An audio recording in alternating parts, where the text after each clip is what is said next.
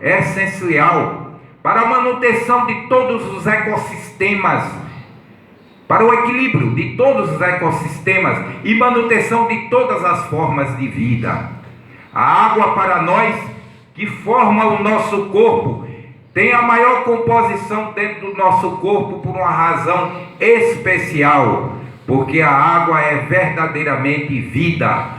A água está presente em tudo. O ar que respiramos depende da água. A terra, os animais, toda a biota depende exatamente da água. Por isso que os cientistas da NASA andam procurando por aí onde existe água fora do nosso mundo terrícola.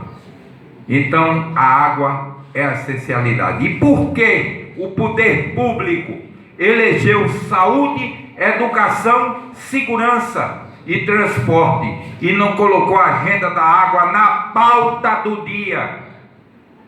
Porque se falta remédios, médicos, atendimento nos hospitais, nas escolas faltam oportunidades para as pessoas, professores, etc, etc, equipamento científico, apoio com recursos, etc.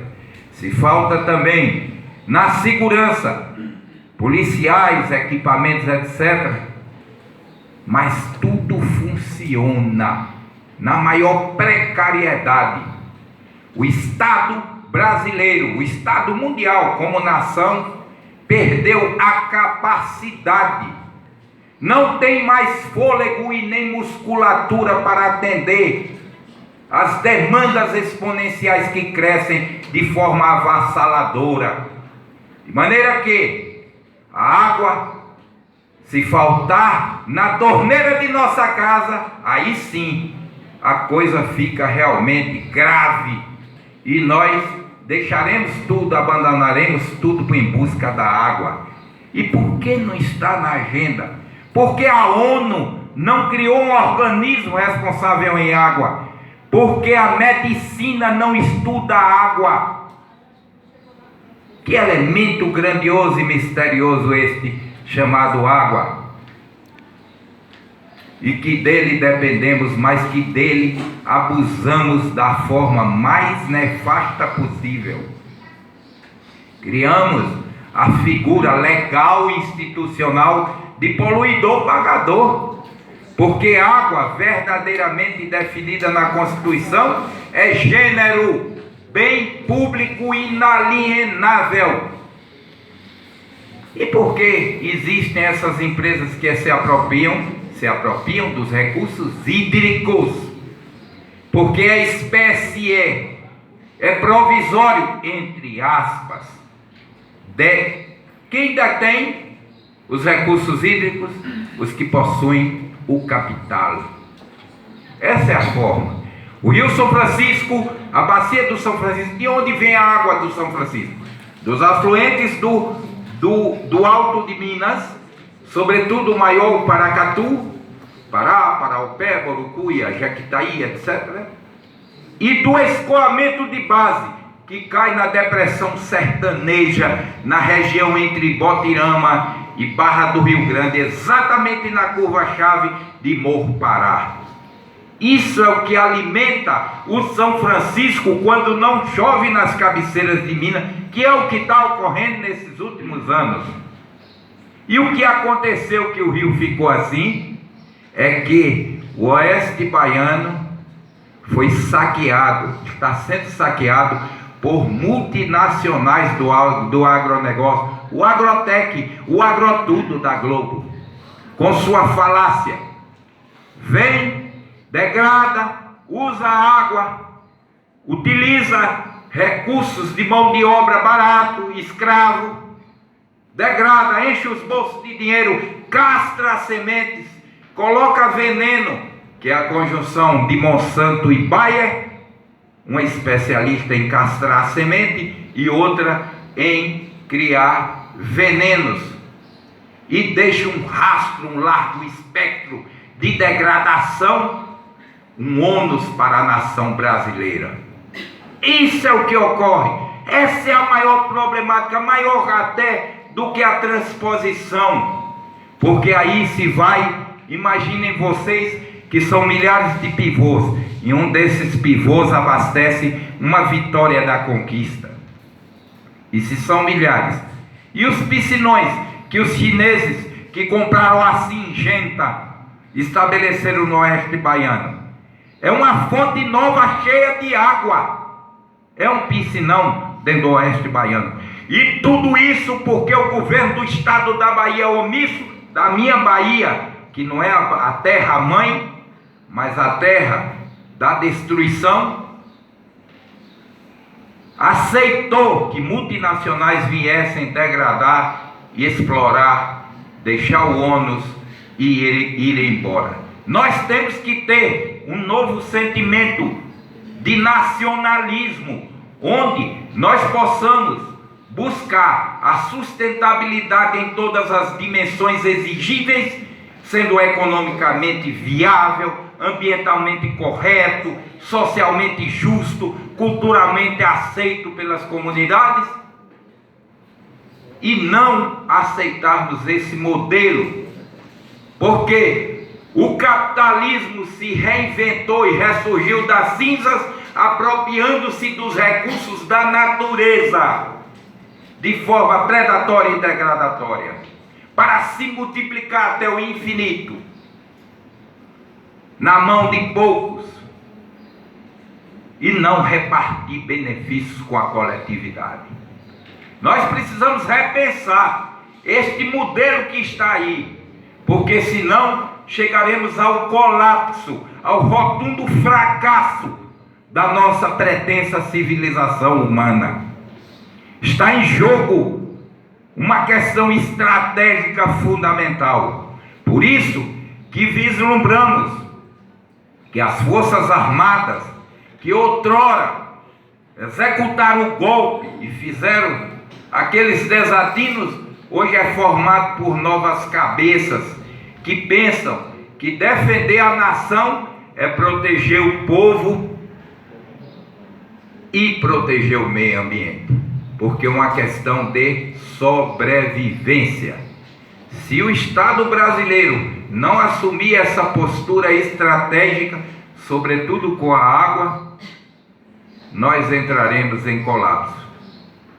E aí teremos conflitos se multiplicando e a natureza, aí vai entrar a lei de Malthus, onde a demografia cada vez mais geometricamente avançando e o Estado cada vez mais inepto e incapaz de atender às necessidades das pessoas. Esse é um problema que a academia tem que se defrontar também, analisar, estudar e verificar, porque é um cenário que se apresenta para o futuro. Quanto tempo temos?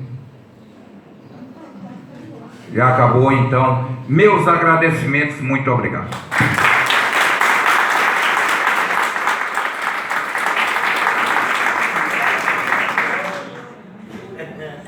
Obrigada, professor, pela riqueza da sua fala. Eu vou passar a palavra agora para a Luciana Aguiar, secretária do Meio Ambiente do município de Alagoas.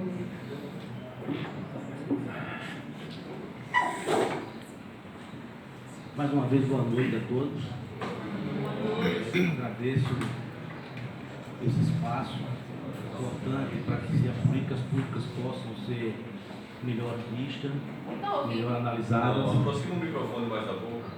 Não é mais a boca, é falar mais alto. Então, fala mais alto. Logo você, radialista. Bem, eu vou falar aqui do aspecto de como essa gestão chegou a esse ponto que nós nos encontramos hoje. Durante o processo eleitoral, muito rápido, vocês têm que saber o que aconteceu. Durante o processo eleitoral, o Haroldo Oséias, que é um estudante aqui da universidade, que é o nosso adjunto, ele apresentou 40 questões que poderiam abrir um debate mais curado sobre a questão do meio ambiente, aos 3 candidatos. E ao terminar a eleição, o gestor, o Paderaldo, achou muito interessante aquelas propostas fizemos uma reunião rápida, conversamos, e ele pediu para implantar uma secretaria naqueles moldes. E nós chamamos o Haroldo e partimos para construir um plano de desenvolvimento sustentável para Delmiro Gouveia. Mas qual é o aspecto mais positivo?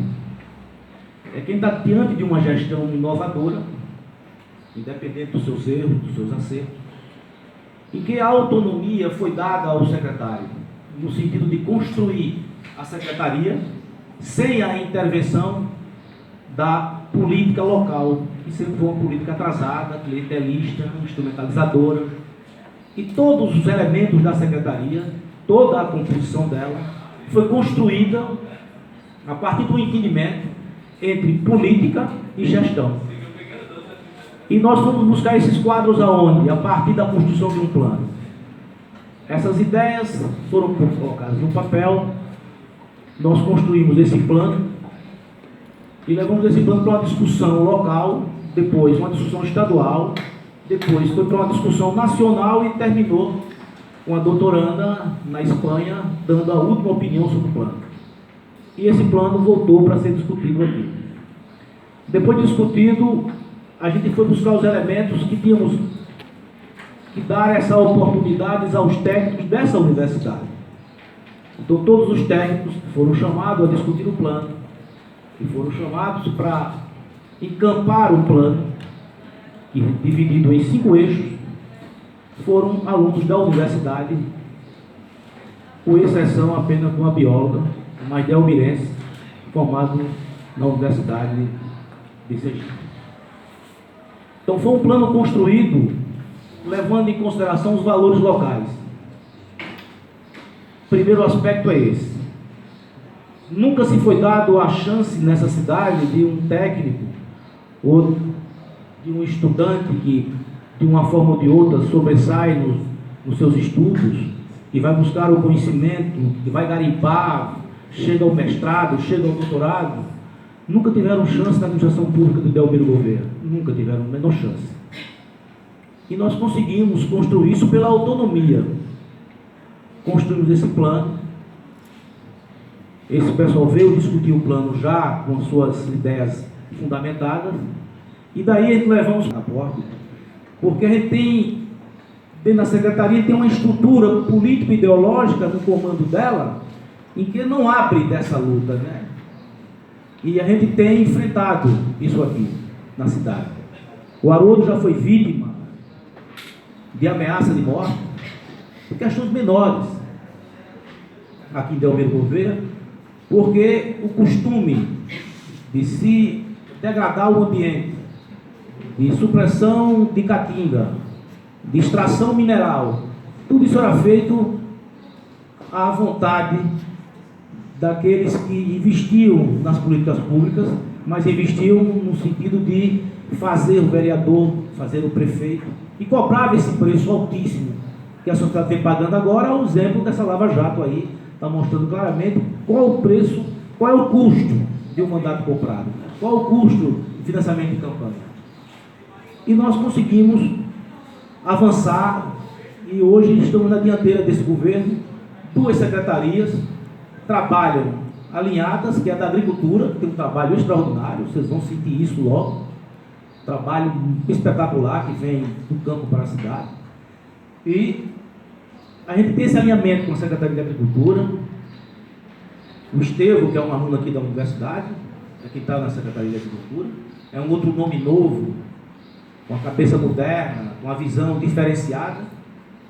E essa juventude, essa pivetada, eu gosto de chamava até então, chegou na Secretaria. Os garotos, com vontade de trabalhar, de desenvolver, de crescer. Nós temos o Felipe Ferreira, temos o Nilson, que é engenheiro ambiental, temos a Rogéria, que é uma pessoa já andada, né? A gente esteve fora, fez mestrado fora em Coimbra.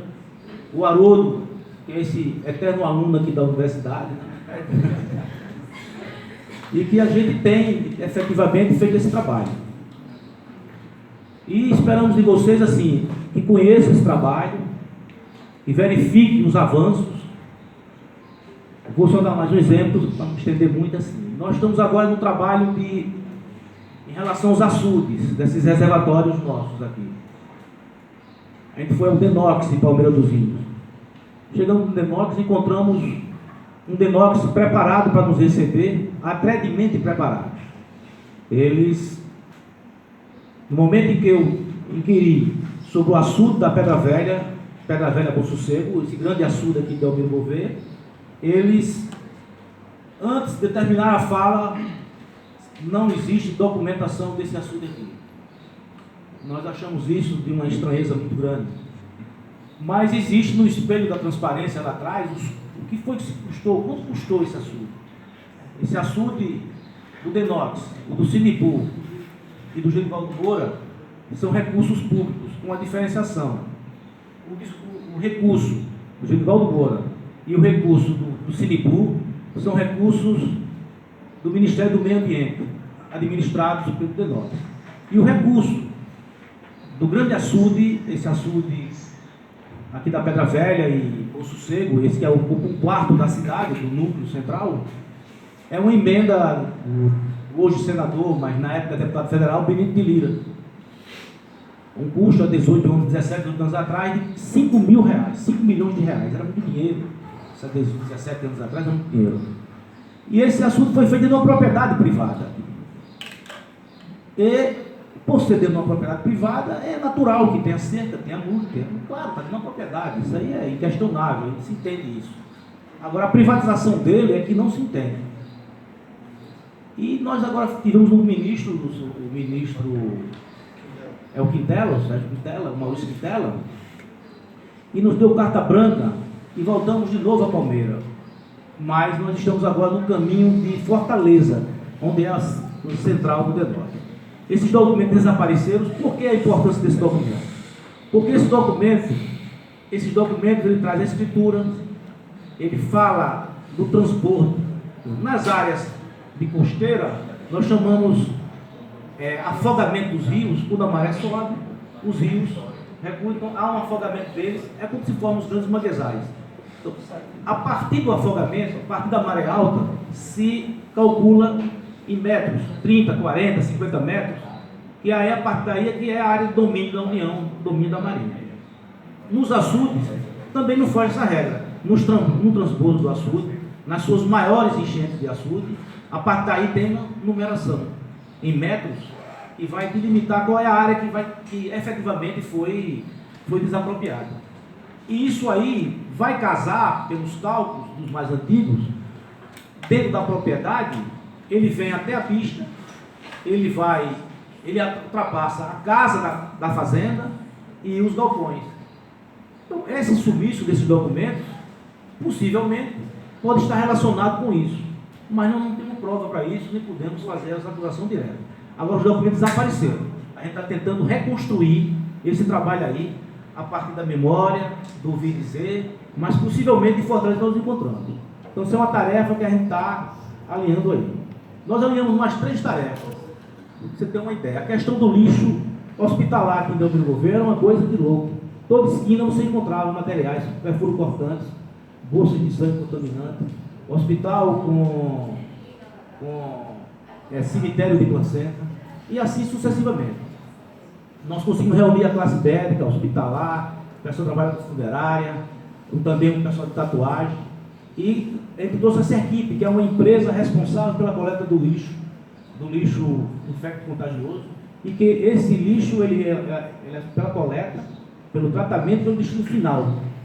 Nós conseguimos ver Delmiro, e foi feito esses contratos, e esse lixo hoje está regularmente organizado já, resolvido.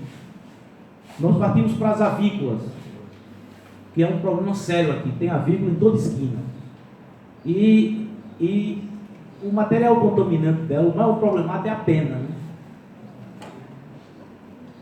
As vísceras até é mais fácil, mas a pena é o maior problema. E a adequação do ambiente, do trato, do corte, do frango, que estava completamente fora dos padrões. Nós reunimos esse pessoal, pactuamos soluções com eles e estamos conseguindo adequar a essa realidade nova. Outro setor importante que nós reunimos foi um fechamento do matadouro pela FPI, que é financiada, é bom que se diga, pelo Comitê da Bacia de São Francisco, que financiou aquela operação que veio aqui e fechou a cidade. matadouro, ele tem os machantes, nós conseguimos reunir os machantes, 72 machantes, para pactuar uma solução em relação ao quê? Ao abate da carne clandestina, que é o maior problema que o fechamento do matadouro nos trouxe. A questão do matadouro não está, que era um dos matadouros mais modernos dessa região, chegou àquela situação de degradação. Não é tanto o problema do fechamento do matadouro, mas é que ele gerou, essa nova casta, ela que é 2 ou 3, multiplicou-se, triplicou-se os abates clandestinos, que é o que aí traz o problema do consumo da carne vermelha aqui. No abate da carne produtiva, bovina, caprino, suíno, você não tem noção de como esses estão sendo abatidos nos quintais e em qualquer situação. É o maior perigo consumir essa carne hoje. Nós conseguimos isso junto ao Ministério Público Federal, junto ao gestor, que foi uma conversa franca com o pessoal dos abatedores, nós conseguimos reduzir isso, mas não resolvemos. É preciso prestar muita atenção nisso. A questão da madeira nas padarias, que é um trabalho que nós também iniciamos agora. Eu estou dando uma série de ações, para vocês terem uma ideia de que a Secretaria do Meio não existia, ela era uma coisa de fachada. Eu culpo o gestor anterior? Não, ele teve até umas ações, umas ações interessantes, o marco dele, mas não tinha autonomia para agir. Autonomia para agir diante do poderoso, né? Por exemplo, um desses que a gente agiu, ele foi o prefeito disse, é com a secretaria, segurou a barra. Né? Então isso é muito importante. Mesmo diante das fragilidades, dos erros cometidos pelo governo, a gente tem uma secretaria que tem essa autonomia. Eu vou deixar essa parte técnica, essa parte para o nosso ambientalista, tratar um pouco melhor com vocês os eixos, como funcionam esses eixos, né? A responsabilidade de cada eixo, como é que trabalha a nossa equipe, os relatórios constantes, as agendas que a gente tem. Somos a única secretaria que temos agenda semanal. A agenda é lançada na agenda do governo. O governo sabe o que está a secretaria no dia a dia, o que a secretaria está fazendo. Então, esse é um panorama, um simples panorama aqui das nossas ações.